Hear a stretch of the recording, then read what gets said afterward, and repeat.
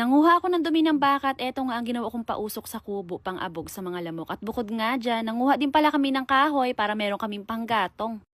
Hindi pa umuulan ng malakas dito sa amin, kaya ang mga dumi ng baka dito sa taas ng bundok ay tuyong-tuyo pa. At habang hindi pa nga umuulan ng malakas, hindi pa sila nakakasipsip ng tubig, naisip ko nga ngayong hapon na pagpupulutin ko na. Noong nakaraan linggo ko pa talaga binabalak na mamulot nito, kaya lang palagi ko namang nakakalimutan. At kahapon nga medyo umulan ng kaunti, kaya sabi ko bukas dapat mamulot na ako. 2 baka lang palang inaalagaan namin dito sa bundok at kahit nga dadalawang baka lang ay marami din talaga sila kung magdumi. Ang pinili ko pala dyan na damputin ay yung mga tuyong-tuyo na at saka yung mga malalaki para matagal maubos kapag kasinindihan. Noong nakaraang buwan, dito palagi sinusugan ng kapatid ko yung alaga niya na baka, kaya dito ako pumunta kasi sigurado ako na marami silang dumi dito. Hindi talaga sana ako mamumulot nito, kaya lang naisip ko na sa darating na tag-ulan kapag ka mag-harvest na kami, mapapadalas yung pagtulog namin dito at sigurado ako na malamok, kaya kailangan namin ng pampausok. At pagkatapos ko namang mamulot ay nangahoy naman pala kami kasi wala na kaming panggatong sa kalan. Masarap pa nga mangahoy ngayon dahil ang mga panggatong ay tuyong-tuyo kasi naman higit 1 buwan na grabe ang init. Pagdating pala dito sa bundok, hindi kami masyadong nahihirapan pagdating sa panggatong kahit pa yan tag-ulan, pero iba pa rin talaga yung panggatong kapag ka tuyong-tuyo. Kaya habang hindi pa umuulan ng malakas dito sa amin, masarap pang mag-ipon-ipon ngayon. Yung luma pala naming kubo na maliit, siguro doon na lang namin iiimbak yung mga panggatong na iba pa naming makukuha. Yung sa bagong gawa kasi na kubo, kahit punuin pa namin yung sa baba ng kalan, sigurado ako na kulang pa rin yun at kailangan pa talagang mag-imbak ng marami at doon na nga namin ilalagay sa lumang kubo. Hindi ko alam kung ako lang ba yung ganito, pero kapag ka nakikita ko na ang daming panggatong sa kalan ay tuwang-tuwa ako, parang ang sarap-sarap magluto. At kung papipiliin pala ako kung saan ko mas gusto magluto, pipiliin ko pa rin ang kahoy, lalo na kapag ka ang lulutuin ay sinaing. Para kasi sa amin, iba ang iniin ng kanin kapag ka ang gamit na paglulutuan ay kahoy. Pagkatapos din pala namin diyang maghakot ay tinadtad na rin namin dito malapit sa kubo. At fast forward nga tayo, nung kinagabihan naman dyan ay kumuha nga ako ng 2 pirasong dumi ng baka at nilagay ko nga muna dito sa kalan. Saglit ko nga lang yan dito na sinuksok sa may baga para magkaroon siya ng apoy ng kaunti. At nung umuusok na nga ay kinuha ko na. Mga bandang 7:00 na rin siguro to ng gabi at dito ko na nga muna nilagay sa ilalim ng kubo. At siguro mamaya mga bandang 9:00 ay ililipat ko na rin to ng pwesto. At pagkalipas nga ng mga 10 minuto ay ganito na yung itsura ng kubo. Hindi naman masakit sa mata at saka masakit sa ilong. Siguro kaya ganyan lang kalala tingnan dahil sa ilaw. At nung mga bandang 9:00 na nga ay pinunta ko na muna sa labas. Siguro naman sa lakas ng usok kanina ay umalis na rin yung mga lamok. Tumagal din siguro ng mga 5 oras o hanggang 6 na oras yung dumi ng baka na sinindihan ko. At pagkagising ko nga nung umaga ay ganito na yung itsura. Buo pa siya pero kapag kainapakan mo ay abo na. At yung mga kahoy naman pala na pinagpuputol namin kahapon ng hapon ay hindi ko pa nga naipasok sa kalan, kaya naman kinabukasan ko pa nga to nabuhat at nailipat. Napapasarap na namang magluto ang kapatid ko nito kapag ka makikita niya na ang dami na namang kahoy dito sa may ilalim ng kalan. Kung makabili man siguro yung kapatid ko na makunat na karning baka o baboy, kapag ka nakita niya naman na ganito karami ang panggatong ay nako, hindi na siya mamomroblema. Kulang na kulang pa rin pala itong mga naipon namin na to at siguro mga 1 linggo lang namin siguro to nagamitan kung araw-araw kaming magluluto dito sa kubo. At bukas siguro mga ngahoy ulit kami. So yun lang for today's video. Thank you for watching!